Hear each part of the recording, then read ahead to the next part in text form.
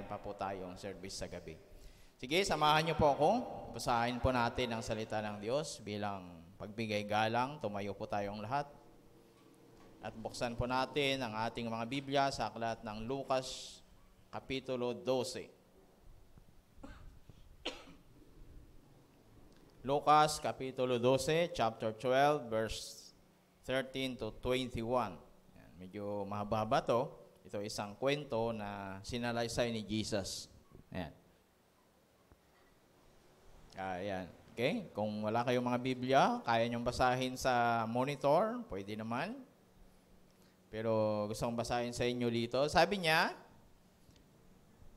sinabi kay Jesus ng isa sa mga karamihan, Guro, sabihin nga po ninyo sa mga kapatid ko, sa kapatid ko na ibigay niya sa akin ang bahagi ko sa mana namin. Sumagot si Jesus, Kaibigan, tagahatol ba ako sa tagahati ng pag-aari ninyo? Pagkatapos sinabi niya sa kanila, Mag-ingat kayo sa lahat ng uri ng kasakiman, dahil ang buhay ng tao ay hindi nasusukat sa dami ng kanyang pag-aari. At ikinuwento niya ang talinhaga na ito. May isang mayamang may bukirin, umami ng masagana. Sinabi niya sa kanyang sarili, Ano kayang gagawin ko? Wala na akong mapaglagyan ng ani ko. Alam ko na. Igibahin ko ang mga bodega ko at magpapagawa ako ng mas malaki. At doon ko ilalagay ang ani at mga ari-arian ko. Dahil marami na akong naipon para sa maraming taon, magpapahinga na lang ako, kakain, iinom at magpapakaligaya. Ngunit sinabi sa kanya ng Diyos, Hangal, ngayong gabi ay babawiin ko sa iyo ang buhay mo. Kanino ngayon mapupunta ang lahat ng inipin mo para sa iyong sarili? Ganyan ang mangyayari sa taong nagpapayaman sa sarili, ngunit mahirap sa paningin ng Diyos. Tayong lahat, sumandaling yumuko. Sige, tayo sama-samang manalangin.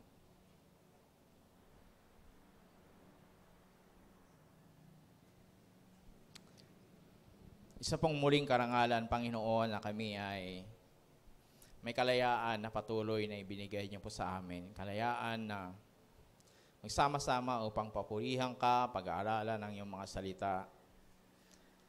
At patuloy na hinahayaan ka namin, Panginoon, na kumilos sa aming kalagitnaan. Mangusap po kayo. Sinusuko namin ang aming mga sarili sa inyo, ang aming mga puso. At kung ano man yung mga bagay na bumabagabag sa amin, gumugulo, o mga bagay na umaagaw sa aming attention at paningin sa inyo, Panginoong Hesus, sinusuko namin ito sa inyo. Dalangin po namin, linisin mo na yung banal na dugo. And we pray right now, Lord, na proteksyonan mo po kami sa anumang klase ng panggugulo, ng kaaway, lalo na sa aming puso, sa aming isip, maging sa aming paligid. Lord, we take authority over this place. At ang hinahayaan po lang namin na mangyari ay Ikaw, Panginoon, ang maitaas at mapapurihan. Salamat po, Diyos, dahil alam po namin na Ikaw ang Diyos na ngayon ay sumasa amin gaya ng pangako po ninyo. May 2 o 3 nagkakatipon dahil sa iyong pangalan, Ikaw ay naroon. At dahil diyan, naniniwala din po kami dahil mabuti ka na, Diyos, may gagawin kang mabuti sa bawat isa po sa amin. Tulungan mo kaming magtiwala. Alisin mo ang espiritu ng alinlangan, pangamba, takot, o pagmamataas sa puso namin. Is namin, Panginoon, banal na espiritu, malaya kang kumilos. As you touch our inner being and open our spiritual eyes, spiritual ear, aalis kami sa lugar na ito, Panginoon. Taglay ang panibagong lakas, biyaya at pagpapala. Taglay, Panginoon, ang panibagong pag-asa, kapayapaan, kagalakan na sa iyo lamang nagmula na hindi kayang ibigay ng mundo. Sa pangalan ni Jesus, Amen. Okay, pwede na tayong maupo.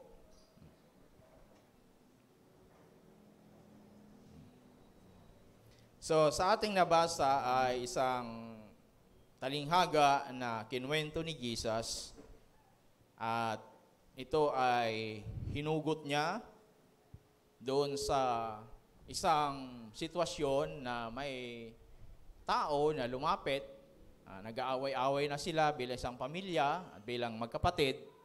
At dahil nag-aaway na sila, so nakita nila si Jesus na siyempre tayo namang mga tao, ganun, di ba? Pag may nakita kang parang kakaiba o iniisip natin malapit siya sa Diyos o mabuti siya.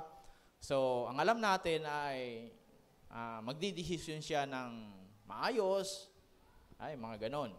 Kaya naman ay maghahanap ka ng nature na natin yon. Kapag medyo naargabyado ka, maghahanap ka ngayon ng kakampi na pwedeng kampihan ka. Yan. Kaya minsan may mga paawa effect, drama effect, mga ganyan, para makuha mo yung loob ng tao na gusto mong kampihan ka. So, ganun yung sitwasyon. Kaya lumapit siya kay Jesus. So, marahil yun ang expectation niya. Pero, siyempre, alam mo naman si Jesus, di ba? Matalino. Kaya, ayun, binalik niya sa kanya yung tanong. Sabi niya, ako bang tagahati ng inyong kayamanan? Kaysa sabihin nga naman niya, bakit? Ano bang kwan? Magkano ba? Ganun, di ba? Very intelligent, di ba? Napakatalino. Sa atin minsan, ganun na. Ganun ba? Kasi pag nahayat ko kayo ng maayos, baka yung kalahati, pag naayos, bibigyan pa ako niyan. Mayroon pa ako. May, kaparty pa ako. Pero si Jesus, alam niya yung mga sitwasyon. At yun, at sinabi niya doon sa tao na yun, ano ba? Wala akong, parang sinasabi niya, wala akong karapatan na makialam, di ba? Sa gusot ninyo, bilang magkapatid. At doon, may nakita siya, may nasense siya na dala-dala ng tao na ito na espiritu. At ano yun? Espiritu ng kasakiman. Kaya nga nag-aaway na sila eh. Kung hindi ba naman dahil sa kasakiman, mag-aaway ba yun? Di ba? Hindi naman mag-aaway yun dahil sa pera kung walang kasakiman doon. Kahit pa sabihin natin, hindi ako sakim, pero karapatan ko. Mayroon pa rin. So, ganoon nangyari. Kaya, nagkwento siya patungkol sa isang talinghaga. Ayan. At ito, yung tao na to, ay nabiyayaan ng maraming ani ng kanyang bukilin. Pero ang taong ito, sabi niya, ay makasarili. Kaya yung warning na binanggit niya dyan, sabi niya ay, mag-ingat kayo sa lahat ng uri ng kasakiman. So, ang kasakiman, hindi lang sa pera. Amen? Kasi common sense natin kapag sakim, ang mo pera agad. Diba? Pero hindi lang pera. Kaya nga dito, sinabi ni Jesus, kahit sa ilang mga version, binasa ko, ganun talaga yung sinasabi niya. Sabi niya, mag-ingat kayo sa lahat ng uri ng kasakiman. Ibig sabihin, may iba-ibang uri ng kasakiman. So, hindi lang sa pera. Kasakiman sa panahon. Kasakiman sa pag-ibig. Hindi, mahal kita. Pero hindi na pala, pagmamahal na sa sarili yung ginagawa niya. Hindi talaga pagmamahal doon sa tao na yun. Diba? Sinasakal na. Nagiging sakim na. Panahon, kasakiman sa, ayun nga, sa oras. Hindi natin maibigay yung dapat. Yan. So, may iba-ibang klase ng kasakiman. So, hindi lang sa pera per se, na porket sakim sa pera na. Okay? Kaya yan ang binanggit niya. Mag-ingat kayo sa lahat ng uri ng kasakiman. Matalino talaga si Jesus. Alam niya yung sitwasyon at alam niya yung status ng kanyang mga audience. Bakit kamo? Kasi ang kaharap niya rito, hindi lang naman yung mga disciple, iba-ibang tao, in public to eh. Kaya pwedeng may mahirap doon, may mayaman, may malusog, may malakas, may mga may sakit, mayroon namang hindi, walang sakit. Diba? Kaya kung sinabi niyang mag-ingat kayo sa sa kasakiman, pag sinabi niya lang, of course, sabi ng mahirap, yun, buti na lang, mahirap ako. Parang safe na ako dyan. O, ay, buti na lang, ganito ako. Kaya matalino talaga. Ay, alam niya yung kilala niya. Yan, yung mga kausap niya. Kaya sabi niya, alam niya yung audience niya. Kaya sabi niya, mag-ingat kayo, mag-ingat, yan ang babala, sa lahat ng uri. All kinds. Lahat ng uri ng kasakiman. So, hindi lang kasakiman sa pera. Kaya, yung mga tao, hindi sila makakapag-justify, di ba? O safe ako dyan. Hindi. Dahil, wala kang pera, pero baka sakim ka naman sa, di ba? Ibang bagay. Sakim ka sa oras. Sakim ka sa pagkain. Ano man tawag doon? Katakawan. Di ba? Kasakiman yun. Di ba? Takim ka sa kawang gawa. Kaya mo naman tulungan, pero wala. Deadma ka lang. Diba? Yung mga ganon. Yung kaya mo naman gawin, kaya mo naman siyang tulungan, pero wala lang. Parang nakita mo yung opportunity na kaya mo naman siya tulungan, may magagawa ka naman, hindi lang sa pera nga. Pero once na pinagkait natin, may sabihin, diba? Yung sarili lang natin ang iniisip natin. Either ayoko, baka maabala ako dyan, o etc. etc. Yung mga ganon. So, si Jesus ay matalino sa kanyang mga sinasabi. Kaya wala tayong lusot pag siya ang nagsalita. Bago ka palang pumalag, tapos na. Bago ka palang magtanong, nasagot na. Kaya, yan yung sinabi niya. Ngayon, binanggit niya yan na ang buhay ng tao o ang pagkatao mo ay hindi nasusukat o buhay mo o pagkatao mo ay hindi nasusukat kung ano meron ka. Kasi tayo, common naman na talaga yan eh. Tama ba? Kaya yun ang isang klase ng kasakiman, yung kayabangan. Diba na, mayroon ako nito. Siya wala. Diba? Tinitignan natin yung tao, pag nakita mo ganyan, maganda ang damit, maganda ang sasakyan, maganda ang bahay, etc., etc., maganda, may pera, milyonaryo, o bilyonaryo, whatever. Diba? Nahihiba yung pagtingin natin. Amen? Tama ba? Kasi gusto natin magpa-impress, o gusto natin magbait-baitan sa kanya dahil baka mamaya hindi tayo bigyan, o hindi tayo mabahaginan. Yung mga ganon. Kaya sabi niya, yung isang klase ng kasakiman ay ito, na ang buhay ng tao, sabi niya, hindi nasusukat sa kung anong meron ka. Kaya mag-ingat tayo, sabi niya. Kaya, ito yung isang bagay na babala na ibinigay niya sa atin. Kaya ngayong umaga, bakit sinasabi natin to? Kasi malaki ang kinalaman nito sa ating tinatawag na Pinakaya ba? Yan. Will o kalooban. Alam ninyo, nilikha tayo sa wangis ng Diyos. Huwag niyong kalilimutan yon. Yung origin na pinagmulan natin. Kaya nga tama yung kasabihan nating mga Pilipino, mga matatanda. Ang hindi marunong, mga matatanda, alam. Ay, mga maedad na pala, sorry. Masakit pag matatanda eh. Isang kaibigan naming pastor, ayaw niyang tawaging matanda. Pag sinabi mong matanda, ako. Pero yun, mga maedad na. Kasi may mga maedad na minsan, marami ng pinagdaanan sa buhay. Sabi niya, wag mong, ako nakalimot eh. Ang di marunong lumingon, pinanggalingan, di makakarating sa paruroonan. Diba? Kaya huwag niyong kalimutan yung pinagmulan natin. Ano ba yon? Galing tayo sa Diyos, di ba? Sa putik. Huwag mo kalilimutan yon. Nilikha tayo sa wangis ng Diyos. Bakit ka? Anong tao mayroon ka? Ano ka? Sino ka? Nilikha ka sa wangis ng Diyos. Therefore, dapat kawangis ka ng Diyos. Ay, ang Diyos sakim ba? Balagay nyo? Siyempre hindi. Kaya nilikha ka, hindi sakim. Kaya sabi ng Panginoon, mag-ingat sa lahat ng uri ng kasakiman.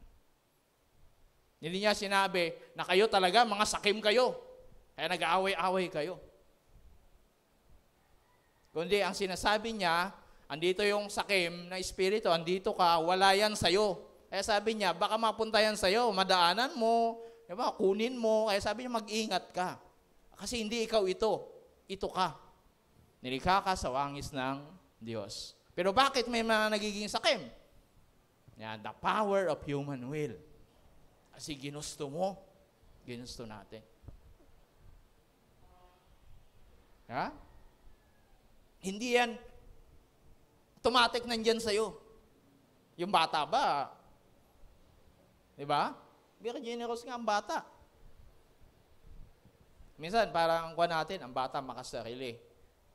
May mga pagkakataon na gano'n, pero pagdating sa generosity, yun talaga ang katangian niya lang. Kaya, yan yung sinasabi niya na hindi tayo sakim. Hindi ka sakim. Sabihin mo sa katabi mo, hindi ka sakim. Hindi ka sakim. Mukha lang. Hindi. Joke lang. Kunti lang. Diba? Ganon tayo nilikha. Kaya huwag tayong manggigilty na pag sinabi kang sakim, hindi ako sakim. Kaya ang sabi ng Panginoon, mag-ingat. Kasi malaki ang kinalaman niyan sa pribilehiyo, regalo na ibinigay sa atin ng Diyos. At ano yun? Yung gugustuhin mo. Okay? Kinuha mo. Diba? Parang nandyan siya, andito ka, so wala yan sa'yo. Pero ngayon, kinuha mo. Kaya napunta sa'yo. Kumayon? Kaya ngayon, sabi niya, mag-ingat ka. Sabi niya. Kaya nga, ang pagiging sakim, yan, ito yung isang illustration niya, makitututunan natin dito, sa kwento na ito. Ang pagiging sakim, tingnan natin this is the test. Ito yung, ano ba ang Tagalog nun? Barometer, parang sukatan. Ito yung, tama, sukatan, di ba? Testing, na may pagkasakim tayo o wala. Ano yun? Yung salita niya, ilang beses binanggit niya. Ano yun? Ako.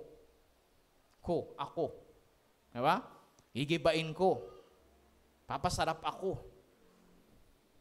So, kapag masyado na natin, hindi naman sinasabing masama, pero the more na masyado na nating iniisip ay yung sarili nating kapakanan, doon tayo nagiging sakim. So, hindi lang nga sa pera yan. Lagi mong iniisip yung kapakanan mo, wala tayong konsiderasyon sa iba, bahala siya kung masaktan siya. Ayun, mga ganon. Yun naman ang totoo. Hindi naman natin sinasabi na hindi, di ba? Pero may paraan na maayos, diplomasya, may timing, may tamang oras. Ganun yun. Okay? Kaya hindi yung importante, nasabi ko yung gusto kong sabihin. Oo nga, nasabi mo nga, ang problema. Paano yun?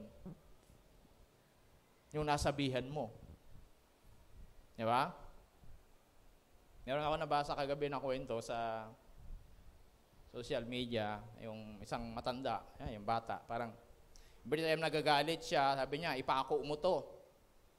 So, parang yung may management, parang mismanagement siya ng galit, yung bata. Yan, ayun. Di ba? Nabasa niyo yun? Pako mo to. So, madaling kwento, gano'n. Nakita niyo ba? Ang dami. Tapos nung nababawasan na. So, ngayon, gawin mo naman, kapag bunutin mo naman. Pag hindi ka na nagagalit, parang nakokontrol mo na o nagiging okay na. So, binunot naman niya hanggang naubos yung pako. Ayun. Sabi niya, nakita mo, meron pa rin bakas ng pako. Kaya ang sinasabi natin, nagdudulot ng pilat sa tao na pinagsasabihan natin. Po ba? Ako may kaibigan ako noon, every time na nakakarinig siya ng sakit na salita, masasakit, hindi niya gusto, sabi niya, sinapak mo na lang sana ako. O sinampal mo na lang sana ako. Kaysa sinabi mo yan sa akin. Ay, may mga taong ganon. Mas, yung durability, yung parang, ano bang tawag doon? Yung pagtitiis, yung pagtitimpi nila, ay mas malakas sa physical kaysa sa emotion, sa damdamin. Madali siyang masaktan, pero mahirap siyang saktan sa physical, kahit sapakin mo na ganyan. Pag nawala na daw yung sakit niya, okay na. Pero yung sinabi mo, every time na maalala niya, hindi yan mabubura. Alam niyo yung memory natin. Diba? Pwede mo yung, diba? Parang memory. Diba? Alam na natin yan. Marunong na tayo kahit paano sa technology. Kahit anadyan pa rin yan. Pwede mo yang ibalik. So, nagdudulot ng pilat. Kaya, yun yung kahalagahan na pag may pagiging sakim tayo, wala tayong pakialam. Masaktan, ano. Kasi iniisip natin yung sarili. Importante, masabi ko yung sasabihin ko. Ganito, ganyan. Yeah? Pero, ulitin ko, hindi tayo ganon. Amen? Hindi tayo ganon nilikha ng Diyos. Kasi hindi ganon ang Diyos. Okay? Kaya, ngayong umaga, pag-uusapan natin yung mga bagay na mahalaga sa buhay natin bilang isang tao. Ano yun? Yung regalo ng Panginoon sa atin, the human will. Yung kalooban na meron tayo. This is very powerful. Madalas ko mapakinggan kay Miles Monroe noon. You are more powerful than what you think. Mas makapangyarihan ka pa, mas makuwang ka kaysa iniisip mo. O sa alam mo pala. So, mahalaga na dapat maintindihan natin to. Ingatan natin, gawin natin yung ating human will to obey the one who give our will. To obey the will. Para sundin kung ano yung kagustuhan na nagbigay sa ating will, kagustuhan. Okay? Ngayon, alam naman natin sa mundo, dahil created lang, tayo, nilikha lang din ng Diyos, lahat nilikha, alam natin, lahat may hangganan. Tama ba? Lahat may hangganan, lahat. Lahat matatapos. Maliban sa Diyos. At sabi nga nila, sa secular world, pagbabago.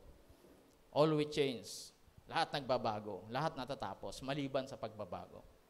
Kasi ang pagbabago, laging tuloy-tuloy yan. Nangyayari. Kaya hindi yan magbabago. Tuloy-tuloy ang pagbabago. At of course, lalo na ang Panginoon. Hindi yan magbabago. Pero, kaya dahil dyan, kahit tayo, yung kalooban natin, may katapusan.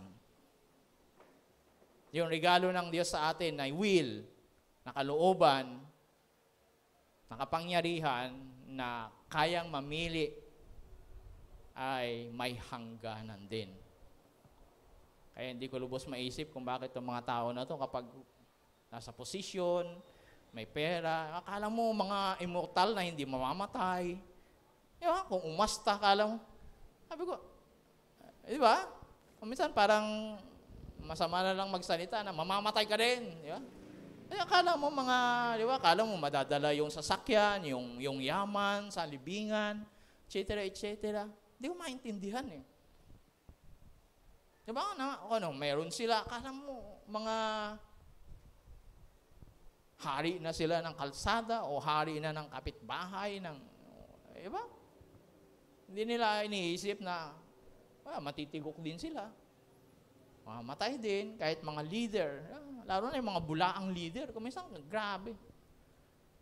Mamamatay ka din.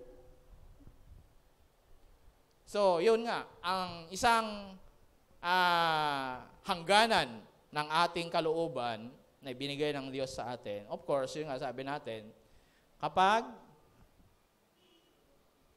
matapos na yung buhay na ibinigay sa iyo, kasi binigay lang yan eh.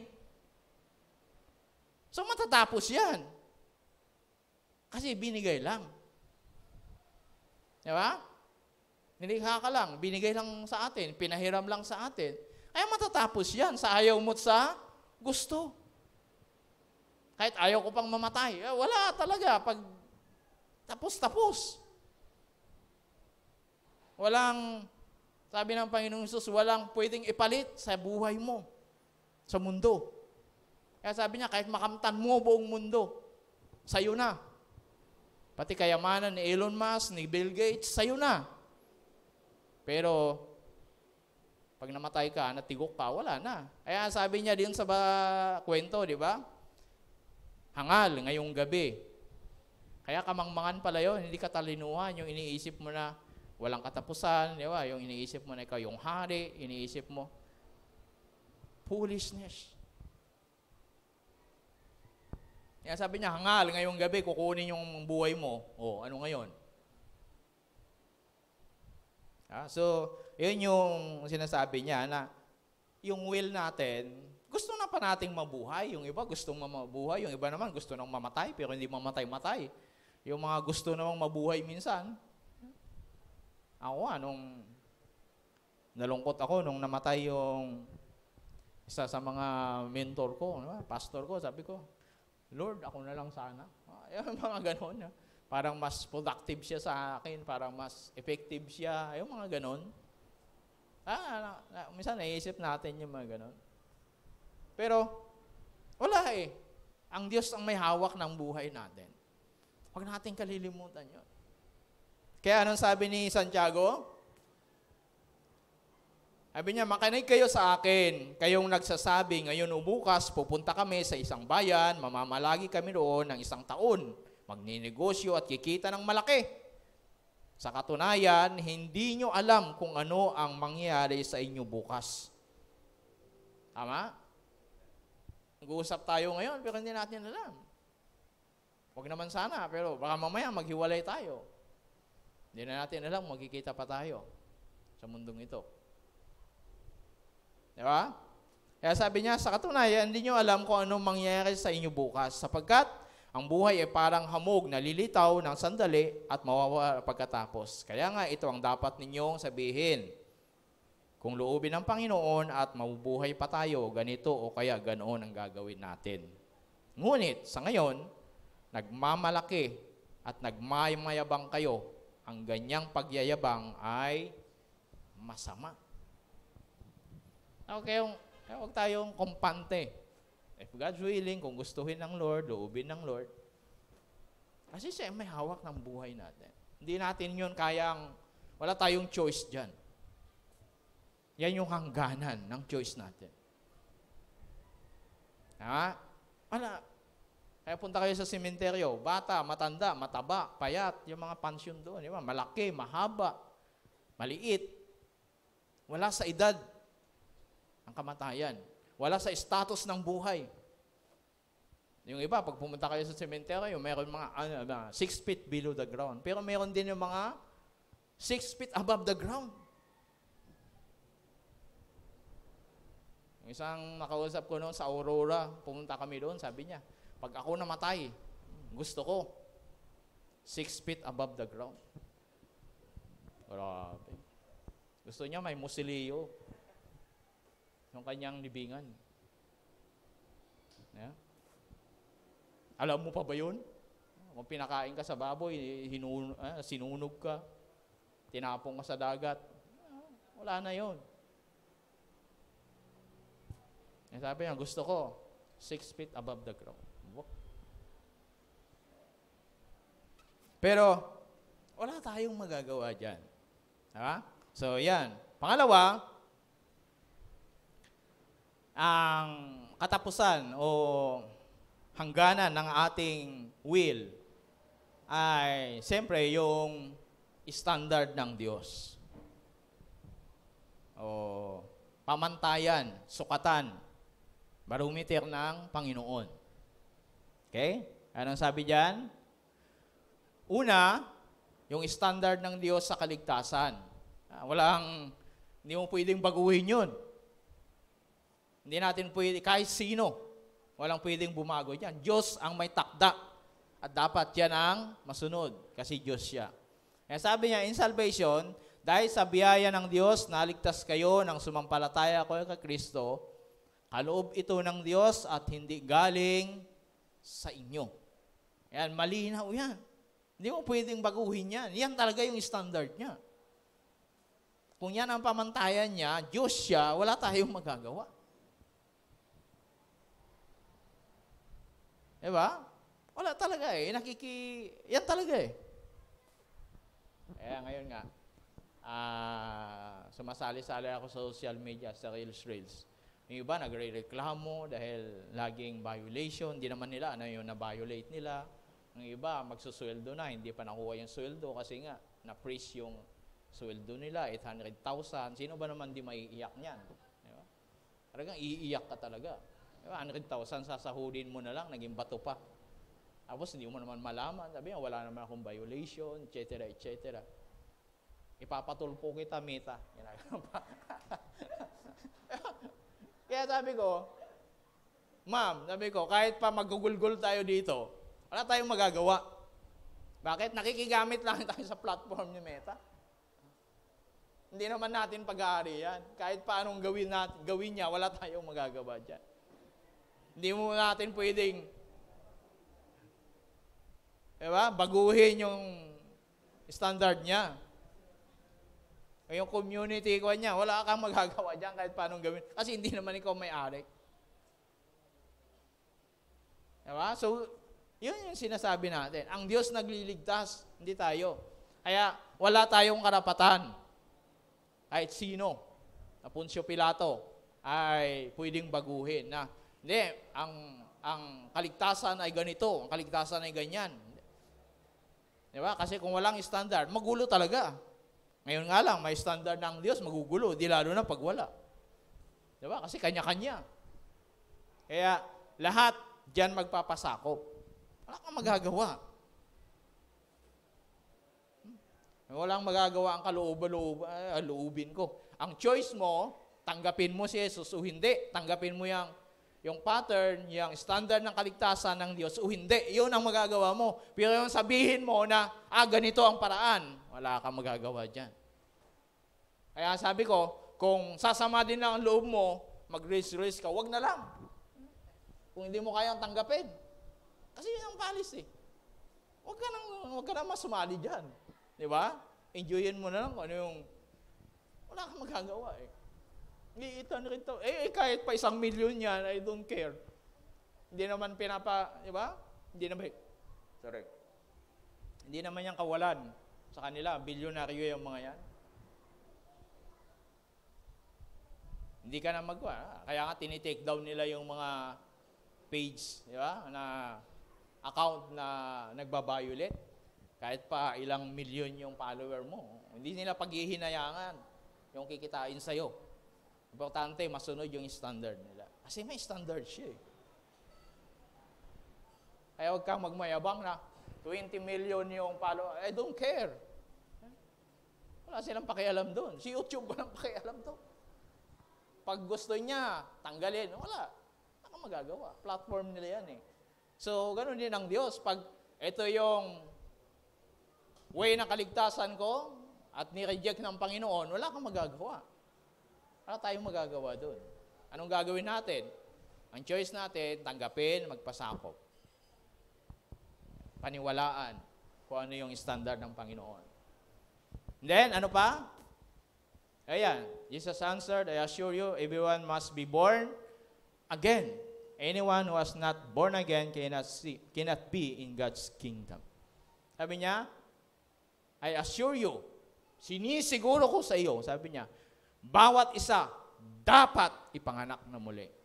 Yung iba, reject pag sabing born again. Di ba? Para allergy na allergy. Pero yan talaga eh. Ano tayong magagawa? Gusto mong pumunta sa karya ng langit, sabi niya, yan yung choice mo. Kung ayaw mo, hindi ka naman kawalan sa karya ng langit. Pero kung gusto mo, you're very much welcome sa karya ng langit. Yun yung choice mo lang. Pero kung yung baguhin mo, yung pamamaraan, yun ang problema. Hindi mo yun kaya. Kaya sabi ni Jesus, I am the way, the truth, and the life. Absolute yan. Pag sinabing absolute, hindi mo pwedeng bawasan yan. Hindi mo rin pwedeng dagdagan. Yan na talaga yan. Walang pwedeng mawawas at magdagdag yan. Okay? Kaya, yan. Next, in salvation. Pangalawa,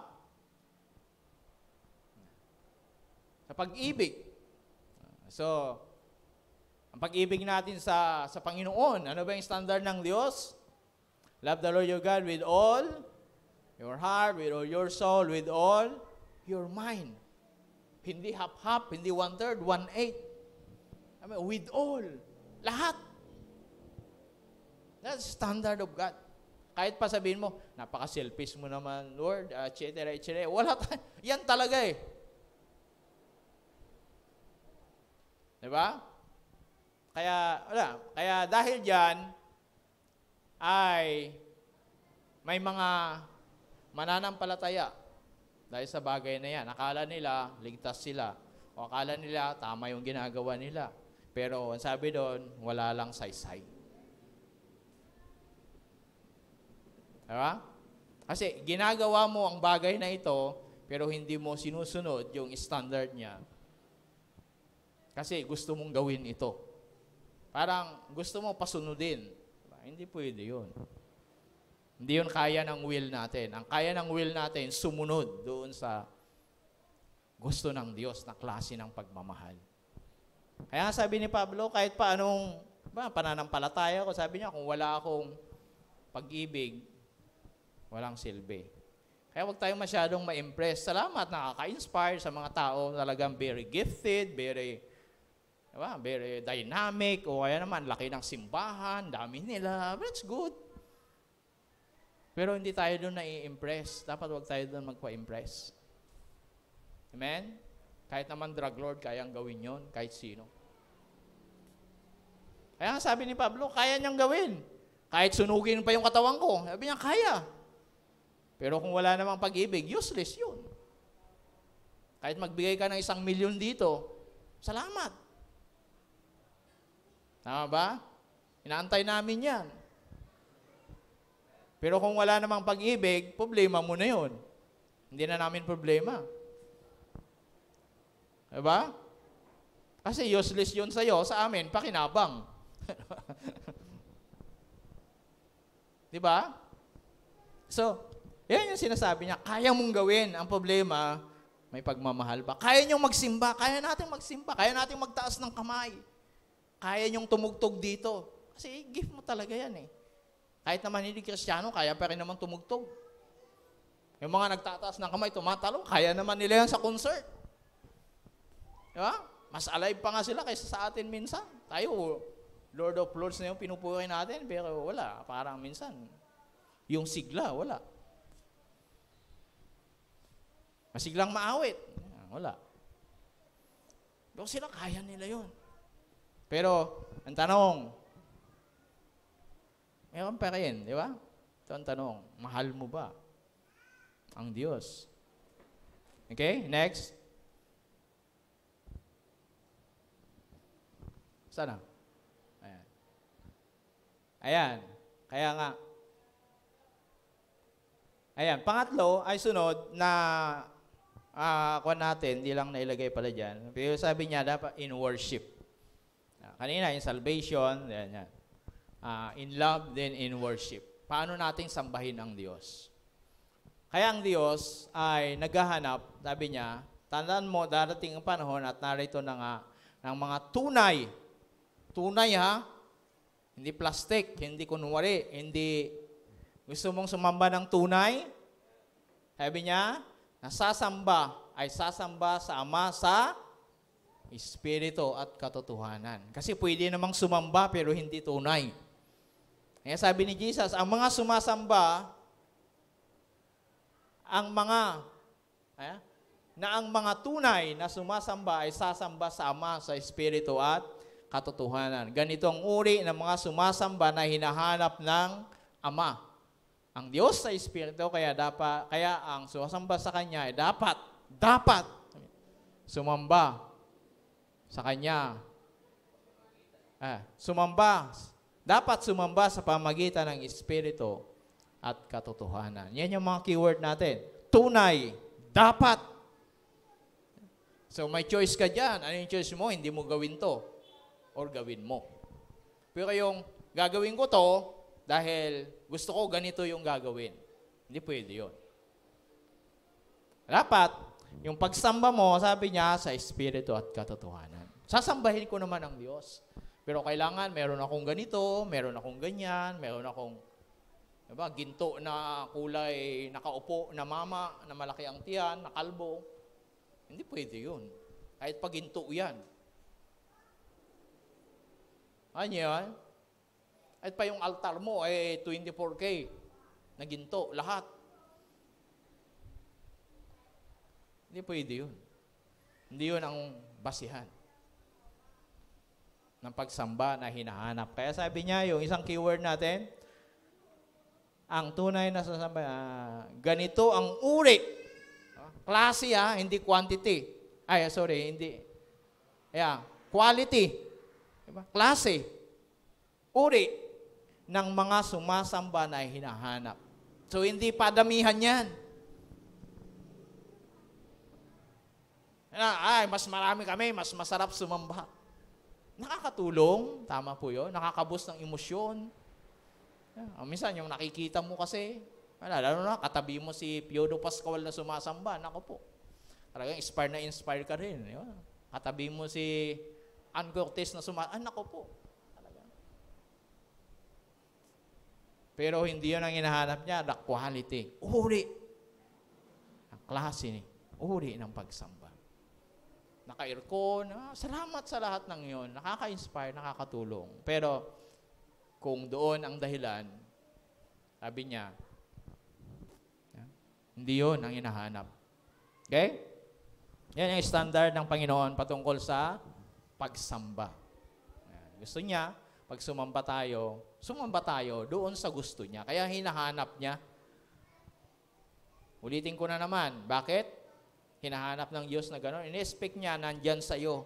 Bakit ganun ka nilikha ng Diyos? Tandaan natin yun. Huwag tayong maalis doon sa original natin. We are created by God to worship Him. Kaya tingnan nyo, kahit yung mga non-living things, sumasamba sa Diyos. Mga ibon, lumilipad sila, sumasamba sa Diyos. Kumakaway yung mga puno. Kaya maging ang Panginoong Isus, na sinabi ng mga tao na mga Pariseo, iingay ng mga disciple mo, pahintuin mo nga yung mga yan. Sino nasabihin na gano'n? Siyempre tayo.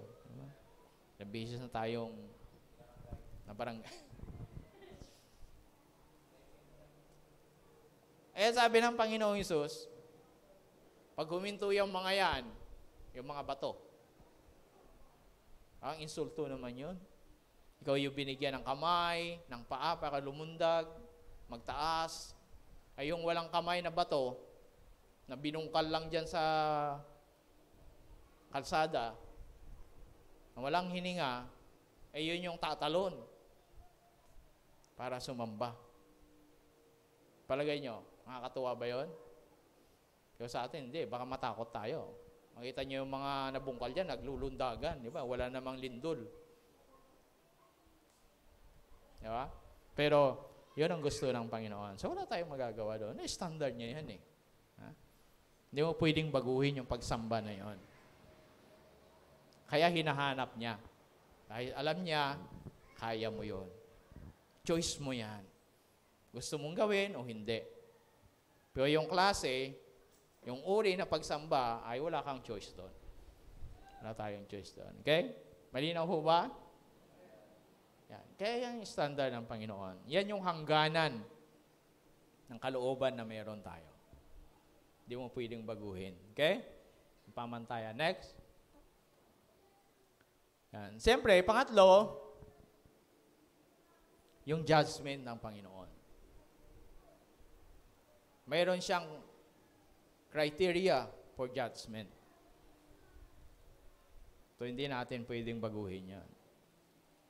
Hindi natin pwedeng gamitin yung will natin, yung power ng kalooban natin na, Sir, Lord, pwede bang... Hindi pwede yun. Okay? Kasi judgment niya yan eh. Requirements niya yan eh. So, wala tayong magagawa dyan. Anong pwede natin gawin? Magpasakop pa rin. Di ba? Ganun lang yun. Kasi wala ka namang magagawa. Okay? Kaya sabi niya, ang isang manlalaro ay hindi maaaring manalo kung hindi Sumusunod sa mga alituntunin ng laro. So may alituntunin yan. May policy. Ewan ko, napanood niyo yung laban ni Pacquiao na yun. Minsan, yung kalaban niya, nasuntok niya, bumagsak. Kaya sabi nila, maawain si Pacquiao. Kasi dapat pinalo up niya para tuluyan na, hindi na makabangon. So, tinanong siya doon. Ang sabi niya, kasi may rules sa boxing. Hindi ka lang suntok ng suntok.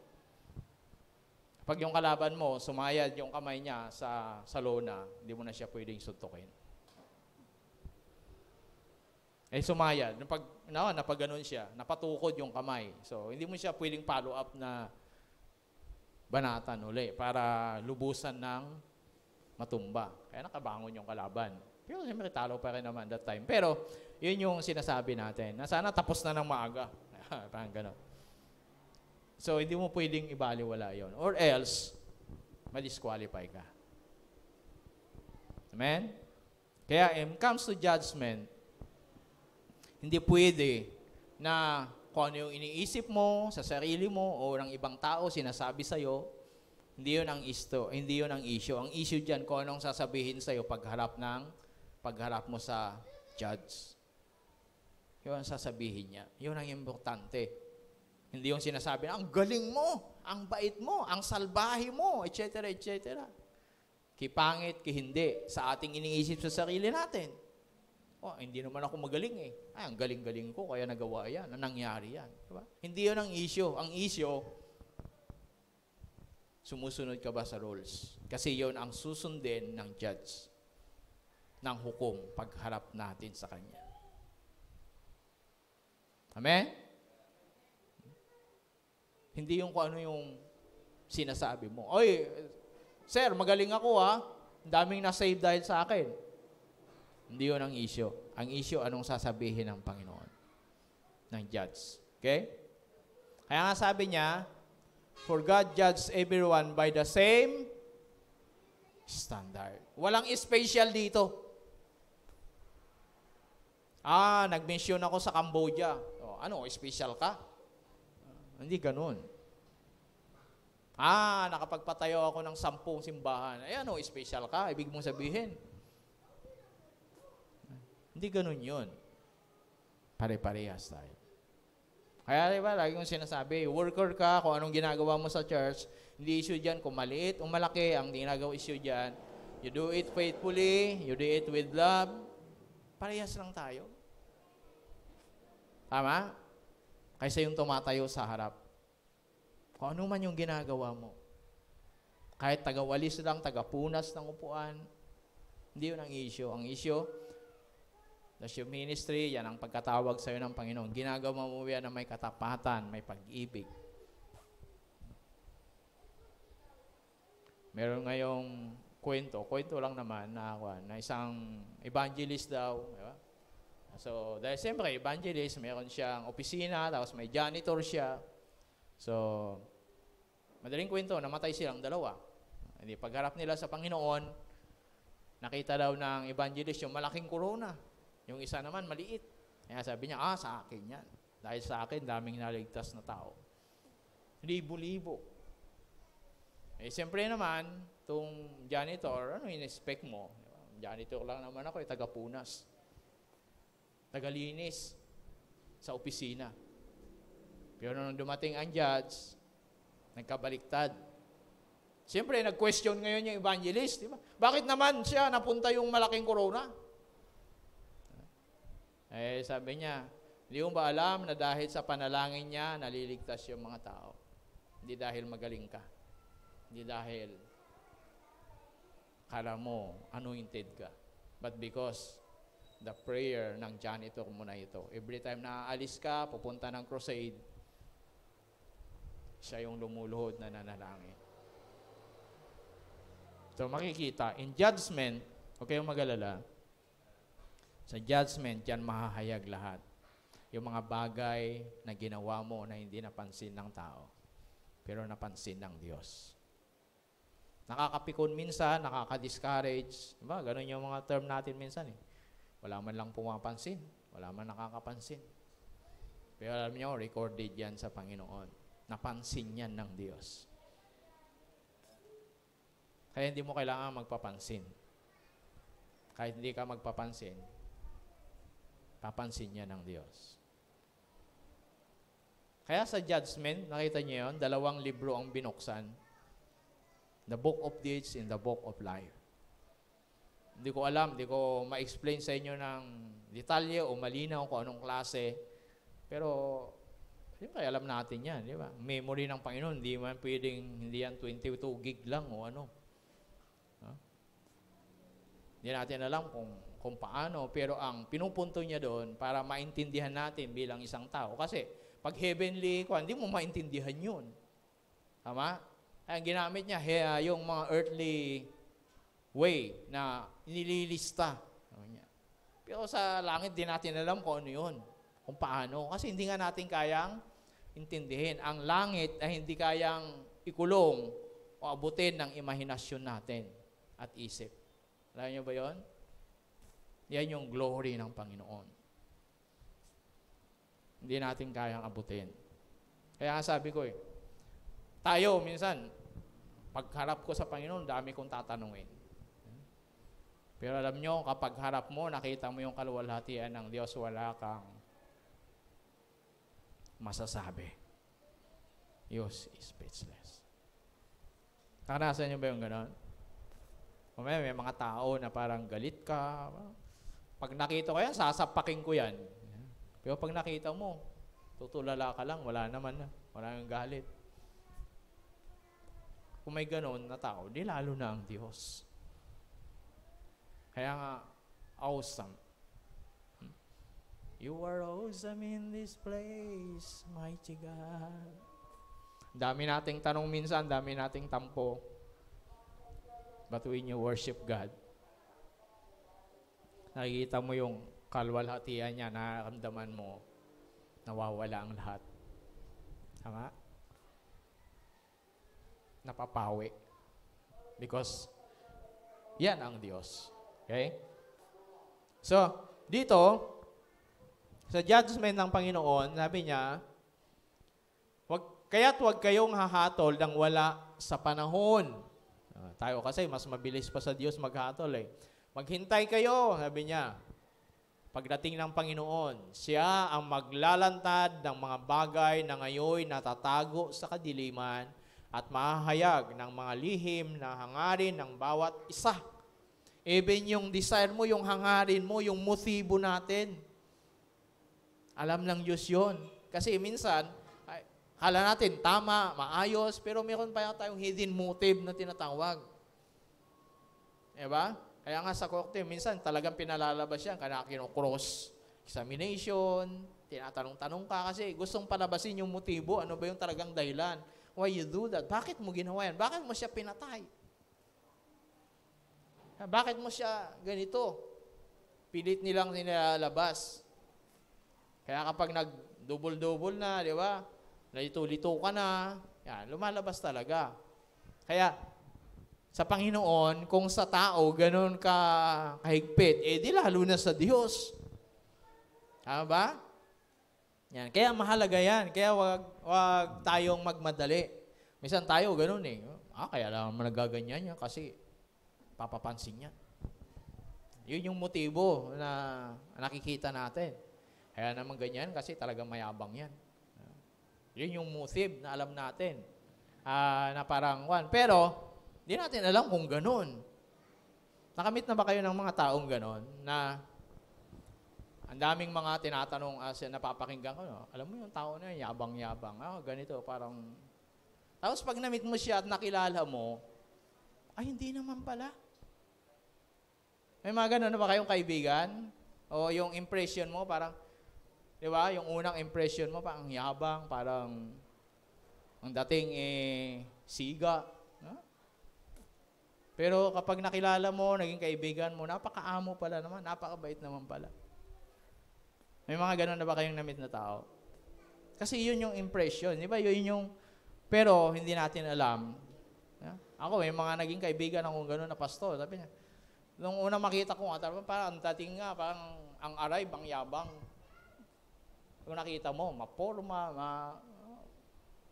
sabi ko, bago pa nakita, namin ako napakinggan. Yung ibang mga kasama namin, ganito yan, ganyan, ganyan. So, ganun pa man, madaling ko ito, naging kaibigan kami.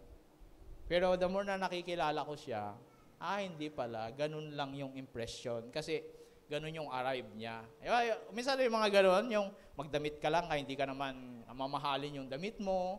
Pero yung dating kasi, parang yung personality mo, di ba, ang tingin nila mayabang. Pero pagdating ng makikilala mo siya, hindi naman pala ganun.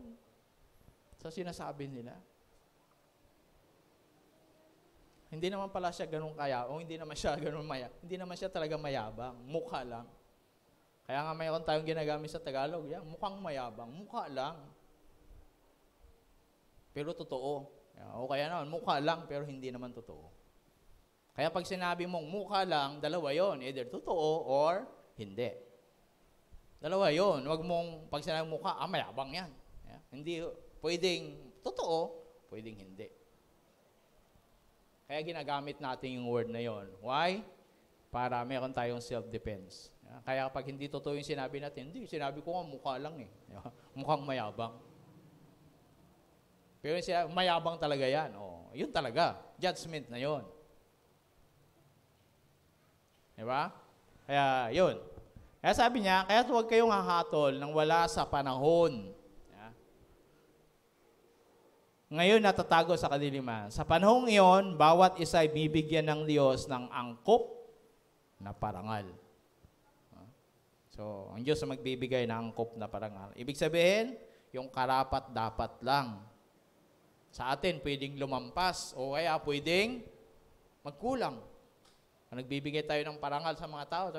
Parang pagkilala, kung minsan, parang sobra na to sa kanyang parangal na to. Pero iba naman, kulang pa to. He's not deserved sa ganyang parangal. Pero, salamat sa mga parangal na yon. Pero alam nyo, mayroong higit sa mabuti. Higit na, di ba? Yung taong gumawa. Yung gumawa sa atin. Why? Ginamit mo yung will mo, yung power of your will, the gift of your will to do the best. Kaya tinanggap mo yung parangal na ito. Or ginamit mo yung will mo para maging tamad, maging wala lang, lousy-lousy. Ba? Yun. It's a matter of will. Pero, yung standard, yung basihan ng judgment, hindi pwedeng baguhin. Limitado yun sa ating kalooban. Okay? Meron pa ba? Yan. Ayan. Kaya sabi niya yan, darating ang araw, yan, marami ang tumatawag sa akin ng Panginoon, pero hindi ito nangangahulugan na makakapasok sila sa kaharian ng langit. Mga tao lang na sumusunod sa kalooban ng aking amang nasa langit, ang mapapabilang sa kanyang kaharian. Marami ang magsasabi sa akin sa araw ng paghukom, Panginoon, yung mga ngatwiran sila. Hindi ba't sa ngalan nyo ay nagpahayag kami ng mga salita, nagpalaya sa masamang espiritu at gumawa ng maraming himala? Ngunit sabihin ko sa kanila, hindi ko kayo kilala, lumayo ko sa akin kayong mga gumagawa ng masama. See? Yan ang patunay na yung judgment ng Panginoon ay hindi katulad ng judgment natin at hindi mo yun pwedeng baguhin. Walang magagawa yung power of the will natin doon. Ang pwede nating magawa, magpasakop doon. Kaya maraming akala nila. Kaya maraming namamatay sa akala, sabi nga nila. Akala mo lang yun. Pero hindi totoo. Assuming ka lang. Pero hindi totoo. Bakit? Minsan kasi, nakabase tayo doon sa outward appearance. Yun sa mga nagagawa, nangyayari, anong mayroon ka, doon natin nakabase. Kaya, siguro napakakuha niyan kasi ganito yan eh. Pero hindi doon ang basihan ng Diyos. Kasi tayo naman, siyempre yun nga, yung immediate outward, yung outward appearance. Kaya sabi niya, nangatwiran to mga tao na ito. Diba? Mayabang talaga. Nagmalaki. Alam nyo, kung talagang hindi ka yan, hindi tayo ganyan nilikha ng Diyos, pagharap natin sa harap ng Diyos, wala tayong masasabi. Bakit? Diyos, fully submitted sa Kanya eh. Diba? Kaya ka nga nagre-react, kaya ka nga kuhan, kasi akala mo, ganito ako. Hindi, ganito ako eh. Nagpagaling ako ng mga may sakit eh. Ganito, ganyan eh. Pero, hindi ko kayo kilala. Sabi ko, nakabase tayo doon sa outward appearance. O sa sitwasyon na nangyayari. Kaya, yan yung standard ng Diyos. At ulitin ko, walang magagawa yung will natin dyan. Okay? Walang mangyayari. Hindi natin magagamit dyan. Diyos lang ang pwedeng gumawa. Hindi pwedeng baguhin yan. Wala ka tayong magagawa. Kahit paanong impresyon, di ba? Ang sabihin natin. Okay, next. Meron pa?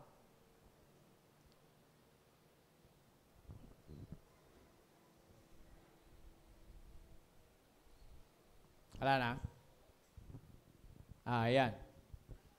Ito, yung sinabi natin kanina. Pagkatapos nakita ko ang isang malaking trono, puti at ang nakaupo doon. Naglaho ang lupa't langit sa kanyang harapan at hindi na nakita pang muli. Nakita kong nakatayo sa harap ng trono ng mga namatay, maging dakila at hamak at binuksan ng mga aklat. Binuksan ng isa pang aklat, ang aklat ng buhay. Hinatulan ng mga patay ayon sa kanilang ginawa, batay sa nasulat sa mga aklat. Inuluwa ng dagat ang mga patay na naroon. Inuluwa din ang kamatayan, ang daigdig ng mga patay at ang mga nalagak sa kanila. Hinatulan ng lahat ayon sa kanilang mga ginawa. Pagkatapos ay tinapon din sa lawa ng apoy ang kamatayan at ang daigdig ng mga patay. Ang lawa ng apoy ay ang pangalawang kamatayan. Itinapon sa lawa ng apoy ang sino mang hindi nakasulat ang pangalan sa aklat ng buhay. Hindi ikaw magsusulat ng pangalan mo doon. Hindi katulad dito, pagpasok mo, haharangin ka ni GR. Sulat. Mga aser natin. Pero pagdating doon, hindi pwedeng gawin yon. Okay? Siya lang. Kasi nakasulat na yan. Okay? Kaya, yan yung sinasabi natin kanina, in Judgment Day. At wala tayong magagawa dyan. Ang Diyos lang. Wala na? Kaya nga, mahalaga na dapat nating huwag kalimutan yung bagay na ito para hindi tayo masyadong o hindi tayo nagiging yun bang mayabang, makasarili, na para bang immortal, hindi tayo mamamatay, walang katapusan, walang hanggan. Lalo na yung mga nasanay na dahil may impluensya, mayaman, ay nakukuha nila lahat ng gusto nila. Dahil nakukuha nila, ganun na lang kung umasta parang Diyos. Tama ba? So tayo din naman. Hindi porket nakasanayan mo, hindi naman ako napapansin, hindi ganyan. Masyado nating binababa naman yung ating sarili. Hindi rin ganon. Hindi tayo nilikha ng Diyos na ganon. Gamitin natin ang kalooban natin. Tama po ba? Magpasakop at sumunod. Gawin yung kalooban ng nagbigay sa atin. Kaya nga, sabi niya sa Hebreo, we must never stop looking to Jesus. He is the leader of our faith, and He is the one who makes our faith complete. He suffered death on the cross, but He accepted the shame of the cross as if it were nothing because of the joy He could see waiting for Him, and now He is sitting at the right side of God's throne. Alam po ninyo, ako sabihin ko to, ang totoo, hindi mahirap maglingkod sa Diyos. Po ba? Kung ang ginagawa natin ay yung kalooban niya. Hindi naman tayo pahirapan ng Diyos na itong gawin mo para mahirapan ka. Itong gawin mo para maligtas ka. Para Hindi ka mapahamak para guminhawa ang buhay mo, para gumaan ang problema mo o makaiwas ka sa problema. Tayo naman ang sumusuong sa problema eh. Ako ba? Naniwala ba kayo doon? Sa palagay nyo, ang Diyos ay mabuti. Tama? Naniwala ba kayo doon? God is good. Dahil mabuti siya, mabubuting bagay ang gusto niya. Tama? Kaya sabi nila, Kristyanismo is survival. Hindi po. Ako, I believe, hindi ganon. Depende lang siguro. Kasi, mahirap. Sabi na, physically, materially, mahirap. Pero, in comes kung, di ba, sa Diyos, yung para bang, mahirap. Ito yung hindi ko maintindihan sa Amerika. Sabi nila, madali ang pera, pero mahirap dalhin ang buhay. Kaya nyo ba yun? Ako, hindi ko kayang may paliwanag. What is this? Pero sa Manila, sa Pilipinas, medyo mahirap ang buhay, pero madaling dalhin ang buhay. Ibig sabihin, mahirap maghanap buhay, pero masaya. Akala niyo yung ganon? Mahirap maghanap buhay, pero ginagawa mo yung kalooban ng Diyos, masaya ka. Diba? Kasi nagagawa mo yon. Kaya naman mahirap kasi hindi na natin nagagawa yung standard ng Panginoon. Lumalabas na tayo doon. Kaya nga ang sabi niya rito sa Hebreo, we must never stop looking to Jesus. Ang choice mo kasi umalis doon eh. Pero sabi niya, huwag kang huminto na tumingin kay Jesus. So ang choice mo, ang will na pwede mong magamit doon, yung will mo, huwag kang huminto. Ngayon, pwede kang hindi tumingin kay Jesus. Tumingin ka sa pastor, tumingin ka sa church, tumingin ka sa sitwasyon, mapangyayari, sa buhay ng iba, ikumpara mo yung sarili mo sa iba, pwede mong gawin yun. Pero ang sinasabi niya rito, never stop looking to Jesus. Kasi dumarating, humihinto kasi tayo. Lumilihis yung ating paningin. Pero dapat ibalik natin uli. Amen? Challenging yan. Ay sabi niya, huwag tayong huminto. Kasi nga, humihinto tayo. Ay sabi, huwag kang huminto. Ngayon, kung huminto ka, ibalik mo uli. Kasi, bakit? Kay Jesus tayo tumingin. He is the leader of our faith.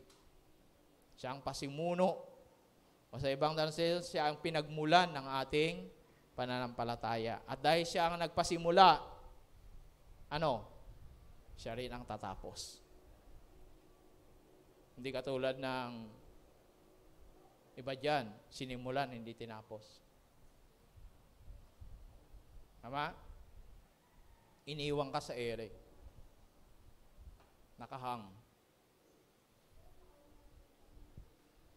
Brad, pambihira naman, iniwan mo ako sa ere. May gano'n na ba kayong nakanasan? Pero ang Diyos, sabi niya, si Jesus, kaya dapat lagi kang tumingin sa Kanya. Kasi siya ang nagsimula, siya rin ang tatapos. Ang tanong, kasama ka niya? Kasama ka ba niya? O nakatingin ka pa rin ba sa Kanya?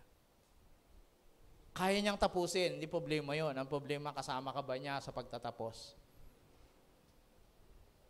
Are you there? Diyan pa ba kayo? Kung nasa huling lap na tayo, malapit na. Nasa huling takbuhin na tayo. Sabi nga nila, this is the last generation. Nasa atin na yung huling baton. Konti na lang. Tumingin ka doon sa finish line. Huwag kang kuminto. Amen? Kasi si Jesus, handa siyang tapusin. Bakit? Kaya He suffered death on the cross. And accepted. Yun yung dahilan bakit handa siyang tapusin. Kasi naghirap na siya. Nakalasan niyo ba yung ganon? Mayroon kayong ginawa. Sabi niya, nahirapan na ako dito. Gagawin ko na to. Tatapusin ko na. Naghirap na ako eh. Diba? Nagbuwis na ako ng buhay, ng lakas. Nag-invest na ako. Tama? Sa mga estudyante, sinimulan ko na. Sa mga magulang ko minsan, anak, ginawa na natin to. Ang dami na nating naubos dito na luha, pawis. gawin na natin, tapusin na natin to. Sasamahan mo ba ako? Kasi si Jesus, ginawa na niya, binuwis na niya yung buhay, binigay na, binayaran na, tapos na to. Kaya ang tanong lang sa'yo, anak, sasamahan mo ba ako? Tapusin natin to.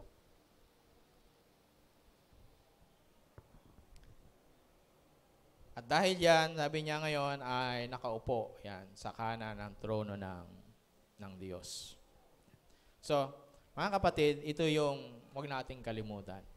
Dami nating pinag-usapan, pero huwag nating kalimutan, ang kalooban natin may hangganan. Gamitin natin yung parameter na ibinigay sa atin at gamitin natin para sa pagsunod. Papasako, paniniwala doon sa nagbigay sa atin. Tayong lahat sa mandaling yumuko. Isang karangalan, Panginoon, na kami nilikha mo sa wangis mo. Ang dami kang nilikha sa mundo. Mga bagay na nakikita namin. At sa paningin namin, magaganda, kamangha-mangha na yung mga nilikha. Pero higit kami na mas kamangha-mangha at kagila-gilalas dahil nilikha mo kami sa wangis mo. Salamat po, Panginoon.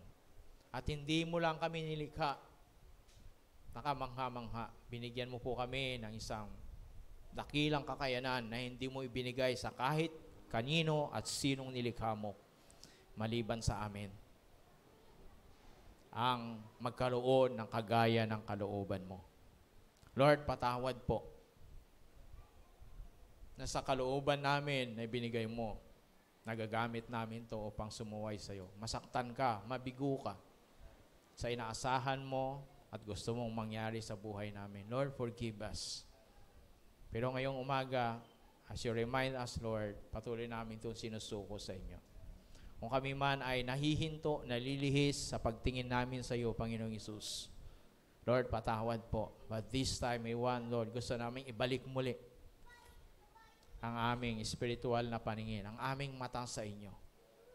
Lord, ilayo niyo po kami. Protect us sa anumang distraction na pwedeng gumambala o madlang sa amin upang maituon namin ang aming paningin sa inyo. Lord, patawad po. Minsan nadidistract po kami. Nalilingon po kami sa iba. Nalilihis ang aming paningin. But we thank you, Jesus, sa your forgiveness. Thank you for the blood that cleans us, na lumilinis sa amin. Lord, dalangin ko ngayong umaga ang mga anak mo na ito na nasa aming harapan. Lord, nasa online man. Lord, as they trust in you, Lord, as they pray to you, and they worshiping you, according to your will, dalangin ko, Diyos, confirm your word, patunayan mo ang mga salita mo sa kanila. Mga pangako mo, ipakita mo, ito ay totoo, nangyayari sa sino mang naniniwala.